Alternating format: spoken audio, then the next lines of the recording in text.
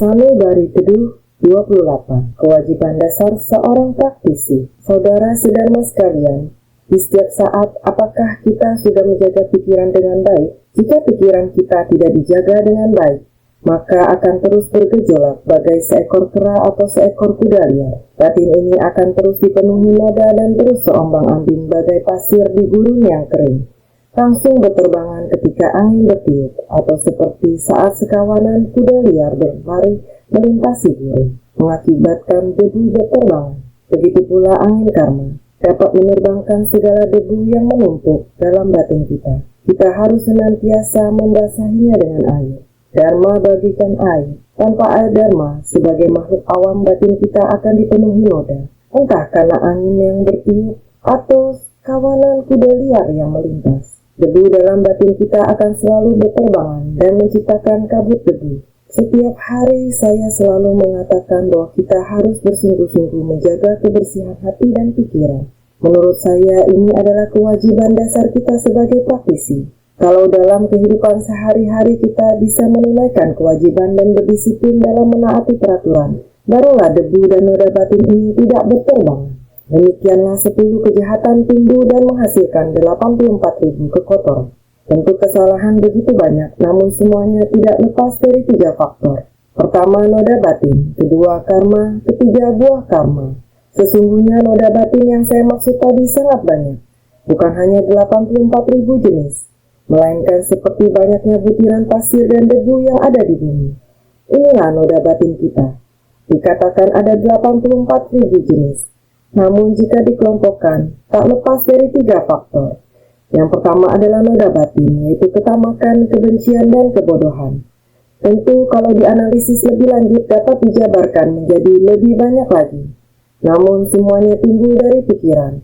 Faktor-faktor yang mengganggu kedamaian batin termasuk dalam kategori ini. Yang kedua adalah karma. Karma diciptakan melalui pikiran dan terwujud melalui perbuatan. Seperti yang telah kita ketahui, karma terwujud melalui tubuh dan ucapan. Ada 3 jenis karma tubuh dan 4 karma ucapan. Karma buruk melalui tindakan oleh tubuh hanya terdiri atas 3 macam, yaitu membunuh, mencuri, dan berbuat asusila. Ini adalah sumber dari kejahatan. Karma buruk ucapan adalah berdusta, berkata-kata kosong, dan berguncing. Sesungguhnya apa yang dipikirkan orang lain, kita sendiri tidak tahu. Apa yang kita pikirkan, orang lain pun tidak tahu sama sekali. Niat baik ataukah jahat yang ada di dalam hati, orang lain tidak bisa memahaminya. Ketika timbul ketamakan, kebencian, dan kebodohan dalam pikiran, dan terwujud dalam perbuatan, saat itulah karma tercipta. Salah satu karma buruk ucapan adalah berdusta. Ini bukan semata-mata berbohong, melainkan juga menutup-nutupi fakta. Ada hal-hal yang sebenarnya sudah mengandung banyak kesalahan yang dalam, namun kita tidak mau mengungkapkannya. Kita tahu persis ada yang akan berbuat jahat, tetapi kita masih menutup-nutupinya.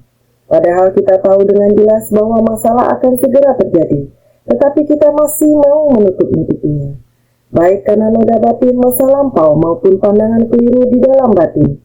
Jika kita tidak mengatakan apa rencana kita, meski kita tidak berbohong, tidak berkata-kata kasar, tidak bergunjing, namun kita telah menutup-nutupi fakta. Perbuatan menutupi fakta ini bagi kita sendiri, pikiran menyimpang ini mungkin membahayakan. Ketika menyembunyikan pemikiran kita, karma yang kita ciptakan juga bisa sangat menakutkan. Lihatlah di dunia ini betapa banyak orang yang menyesali perbuatannya seumur hidup. Bila ditanya mengapa hal ini bisa terjadi, bahkan orang terdekatnya sekalipun berkata, entahlah, ia tidak pernah menceritakannya. Ini sangat disayangkan. Seandainya dikatakan sebelum terjadi sesuatu, mungkin saja ada orang yang dapat membimbing, memperbaiki kesalahan kita, atau mencarikan jalan keluar agar kita dapat berpikir jernih, agar kita paham. Jika dapat berpikir terbuka, tentu kita tidak akan melakukan kesalahan, kejahatan, atau hal-hal yang mendatangkan penyesalan. Jika seseorang jelas-jelas mengetahui bahwa sesuatu itu berbahaya, namun tidak memberitahukan orang lain dan membiarkannya semakin berjerumus, ini juga disebut menutup-nutupi.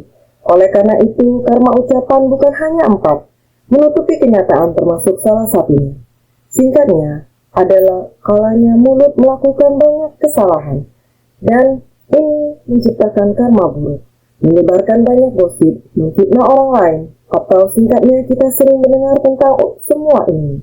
Kita harus melatih perbuatan baik melalui ucapan. Kita bukan hanya harus menjaga tindakan, ucapan juga harus disadari dan diwaspadai. Jadi melalui tubuh dan ucapan dapat tercipta banyak sekali karma yang tidak dapat dianalisis satu persatu. Kata-kata kasar, dusta, omong kosong, dan perguncingan adalah 4 kejahatan melalui ucapan. Pembunuhan, pencurian, perbuatan asusila adalah 3 pelanggaran melalui tubuh. Disebut karma buruk melalui tubuh, ucapan, dan pikiran karena semuanya tercipta ketika timbul niat, terwujudnya tindakan, dan keluarnya ucapan. Menciptakan karma bagai menabur benih di sebuah ladang. Ladang ini disebut ladang karma. Dalam ajaran Buddha disebut kesadaran aktivitas atau alaya winyana. Baik ucapan, tindakan maupun pikiran kita yang dilakukan terhadap diri sendiri maupun yang mencelakai orang lain. Semuanya akan menjadi butir-butir benih. Benih-benih ini masuk ke dalam kesadaran aktivitas. Saudara sekalian, hal ini harus kita perhatikan. Meski pernah mengatakannya, mengapa saya masih mengulanginya? Baru kemarin dikatakan, mengapa hari ini diingatkan lagi? Itu karena kita mudah lupa. Dalam kehidupan sehari-hari kita mengira segala tindak tanduk kita selalu begitu saja setelah dilakukan. Setelah selesai dilakukan, ucapan atau perbuatan jahat dianggap berlalu begitu saja, tidak mendatangkan masalah sama sekali. Tentu ada, ini masalah besar, karena setelah benih karma ditanam, ia akan tertanam dalam alaya winyana. Sama seperti melemparnya ke dalam tanah. Jika benih tersebut jatuh di atas tanah, asalkan kondisinya mendukung, yaitu adanya cahaya matahari dan air, maka benih yang ada di dalam tanah ini akan bertunas dan tumbuh, kemudian bercabang, berbunga dan berbuah. Saat itulah karma muncul. Menciptakan karma bagaikan menanam benih dalam ladang aktivitas.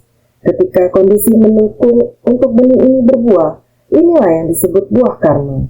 Karma buruk yang pernah kita lakukan sudah tidak terhitung banyaknya. Bukan hanya dalam kehidupan sekarang, tetapi dalam setiap kehidupan.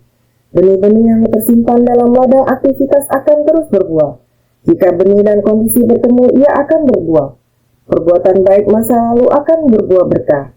Lihatlah dalam kehidupan sekarang ini betapa banyak orang yang hidup sukses. Kita sudah bekerja keras, tetapi mengapa kita tidak bisa seperti mereka? Memiliki usaha yang begitu besar. Saya lebih giat darinya. Namun mengapa saya selalu gagal dalam usaha? Sama-sama menjalankan usaha yang sama. Namun mengapa saya selalu merugi? Setelah usaha ini dijual, mengapa orang lain bisa mendapat banyak laba? Barang yang sama, bidang usaha yang sama. Orang lain bisa menjalankannya dengan baik, tetapi kita tidak. Orang lain menjalankannya dengan santai, tidak bersungguh-sungguh, bahkan dibantu oleh orang lain. Bahkan dibantu orang lain, namun ia begitu berkembang. Sedangkan kita yang sudah bekerja sangat keras, tetap saja tidak berhasil. Sebenarnya apa penyebabnya? Karena mereka dulu pernah menciptakan berkah, pernah melakukan kebajikan. Jadi, jika pernah melakukan kebajikan, pasti menuai berkah. Meski Anda merasa ia tidak demikian, malah sebaliknya, sangat pikir, hanya tahu bersenang-senang. Jika diminta berbuat baik pun tidak mau. Kita pun berpikir, siapa bilang ia baik? Memang sekarang ia tidak melakukan apa-apa, namun ia menanam berkah di kehidupan lampau. Meskipun saat ini Anda melihat ia seakan tidak melakukan apa-apa, namun akumulasi berkahnya sudah sangat banyak. Namun meskipun banyak, jika kini ia hanya bisa terus menikmati, maka berkahnya akan habis dalam kehidupan ini. Sama seperti tabungan di bank, jika kita terus menarik uang, hari ini menarik uang dan berfoya-foya, besok tarik uang lagi, maka saldo di bank akan terus berkurang hingga akhirnya habis. Inilah yang kita lakukan, tidak peduli baik atau buruk. Benih karma yang kita tanam, janganlah dikira akan hilang begitu saja. Janganlah kita berpikir bahwa jika hidup berakhir maka semuanya sudah selesai. Tidak selesai dan belum berakhir. Oleh karena itu dalam kehidupan ini kita harus menanam karma baik dan berkah yang baik pula. Segeralah tanam dan kumpulkan karma baik. Karena itu kita sering mengatakan, timbunlah karma baik. Jangan karena merasa tidak bernasib baik baru berencana melakukan kebajikan untuk mengikis karma buruk. Jangan berbuat baik hanya demi mengikis karma. Saat bahagia kita harus menciptakan berkah. Saat mengalami kesulitan, kita menerima dengan sukacita. Kita harus menggunakan waktu sebaik-baiknya untuk menciptakan berkah. Jika belum menerima buahnya di kehidupan ini, maka pasti menerimanya di kehidupan mendatang. Setidaknya kita bisa menyempurnakan hidup ini. Lihatlah tayangan Bodhisatwa Akar Rumput. Begitu banyak bodhisatwa lanjut usia. Setiap menyaksikan program tersebut, saya merasa sangat senang. Timbul rasa hormat dari lubuk hati saya. Suatu pagi saya turun dari aula utama dan melihat tayangan Bodhisatwa Akar Rumput. Mengagumkan sekali. Ada seorang suami istri yang dulunya hidup menderita. Meskipun sekarang masih begitu sibuk, namun mereka menjadi relawan suci. Mereka bahagia di tengah kesederhanaan. Setiap kata-kata mereka adalah perkataan baik yang tidak saya duga. Karena itu saya mengatakan sungguh mengagumkan. Lihatlah mereka, inilah yang disebut ladang pelatihan diri. Inilah yang dimaksud menyempurnakan diri. Saya benar-benar kagum terhadap mereka. Coba pikirkan sebagai relawan suci yang terjun langsung. Mereka harus menghabiskan banyak waktu. Selain harus menyokong kehidupan sendiri, mereka masih harus menyisihkan waktu. Mereka mempergunakan waktu dengan baik dan bangun pada pukul 3 pagi. Pada saat itu, mereka mulai melakukan daur ulang hingga pukul 7 atau 8. Setelah itu, tiba saatnya mereka harus bekerja mencari nafkah dengan berjualan kecil-kecilan. Malam hari setelah selesai berjualan, setelah pulang dari bekerja, jika masih ada waktu, mereka akan melakukan daur ulang lagi kadang-kadang hingga pukul 12 malam. Lihatlah sekelompok relawan ini. Siang cari nafkah, malam melakukan daur ulang. Setelah mereka menyalakan lampu, satu persatu kereta daur ulang berdatangan. Ada yang mendorong gerobak, ada yang menggunakan truk. Semuanya berkumpul di posko daur ulang dan mulai memilah-milah sampah daur ulang. Sungguh pemandangan yang mengharukan. Mereka harus mencari nafkah. Pekerjaan dan usaha sendiri harus tetap mereka urus dengan baik. Tetapi mereka memanfaatkan waktu sebelum dan habis bekerja untuk melakukan daur ulang dengan sukacita. Mereka bahkan merasa sangat bersyukur. Mereka berkata, jika tidak ada cici, saya mungkin masih suka memaki dan memukul orang. Ada yang mengatakan, jika tidak ada cici, mungkin saya sekarang masih mabuk-mabukan. Ada yang mengatakan, mungkin saya sudah melarikan diri. Utang judi entah sudah berapa banyak. Lihatlah, dengan waktu yang sama mereka bisa berjudi, mabuk-mabukan, memaki dan memukuli orang. Mereka bisa menggunakannya untuk semua itu. Tetapi dengan adanya cici, pikiran mereka pun berubah. Lihatlah, sedikit demi sedikit, baik kertas maupun karton, akan mereka pungut untuk didaur ulang. Setelah dikumpulkan, lihatlah, sampah pun menjadi cinta kasih, menjadi emas, emas menjadi aliran jernih. Aliran jernih mengitari bumi dalam bentuk siaran TAI TV. Tahukah kalian, sumbangsi relawan daur ulang telah memengaruhi berapa banyak orang? Ini mengajarkan agar kita jangan meremehkan tindakan kecil. Berapa besar manfaat tindakan kecil bagi manusia? Banyak sekali. Asalkan kita memiliki niat yang tulus dengan kesatuan hati dari semua orang, kebajikan kecil juga bisa terhimpun. Jika ke dalam sebuah guci yang besar kita masukkan air setetes demi setetes, lama-kelamaan guci itu pun akan penuh. Jangan mengira kejahatan kecil tidak berpengaruh. Jika terakumulasi juga akan membawa bencana. Oleh karena itu, janganlah berpikir untuk tidak melakukan kebajikan yang kecil. Kita harus tetap melakukannya. Jangan berpikir, ini hanya kejahatan kecil. Apakah akan berpengaruh jika dilakukan? Pengaruhnya sangat besar. Kita harus bisa membedakan baik dan buruk. Kenalilah setiap butir benih ini. Kejahatan adalah benih yang buruk. Kebajikan adalah benih yang baik. Ingin menghapus benih kejahatan yang tertanam dengan melakukan sedikit kebajikan, itu tidak mungkin. Janganlah berpikir untuk tidak melakukan kebajikan yang kecil. Jangan pula melakukan kejahatan meskipun kecil. Kenalilah setiap kebajikan dan kejahatan dengan jelas. Jadi saat karma berbuah, kita harus menerimanya dengan sukacita. Dengan sukacita menerima barulah dapat mengikis karma. Jika kita tidak rela menerimanya dan terus memupuk keluh kesah selapis demi selapis, maka benih karma ini akan terus terpupuk. Ini sungguh menakutkan. Jadi ada sebab pasti ada akibat. Bila Anda menanam benih karma, ia pasti akan berbuah. Dalam Sutra Bunga Teratai dikatakan bahwa karma yang ditanam akan mematangkan kondisi dan menghasilkan buah serta akibat. Jika Anda menciptakan karma, berarti menciptakan sebab atau benih, maka Anda akan bertemu suatu kondisi. Ketika benih ini bertemu kondisi yang sesuai, maka akibat pasti akan berbuah. Karma buruk ataupun karma baik, akibatnya pasti berbuah. Inilah akhirnya dan batin kita dapat merasakannya. Jadi, ketika karma matang, kita memiliki satu pilihan, yakni jika kita memahami hukum karma, kita akan menerimanya dengan sukarela. Sebagian orang, contohnya para relawan daur ulang kita, mereka telah memahami hukum karma sehingga tetap bahagia meski dalam kondisi sulit. Kondisi kesehatan atau lingkungan apapun yang mereka hadapi, mereka pahami sebagai buah karma masa lampau dan mereka terima dengan sukarela. Jadi mereka menerima kondisi dengan ikhlas. Tetapi mereka sangat gembira karena bisa bersumbangsi bagi masyarakat. Jadi, jika kita memahami hukum karma, maka pikiran kita tidak akan terseret. Jika pikiran kita semakin terseret, maka buah karma ini tidak akan ada habisnya. Jika dalam kehidupan ini Anda tidak ikhlas menerimanya, dan malah berusaha menyembunyikan benih ini, maka begitu terjadi sesuatu, pikiran akan terus risau dan menciptakan noda. Ada orang yang melakukan karma buruk, tetapi takut diketahui orang lain. Ketakutan itu akan membawa kerisauan. Ia akan menjadi sangat risau. Oleh sebab itu, kini banyak orang yang depresi. Ini juga merupakan noda batin.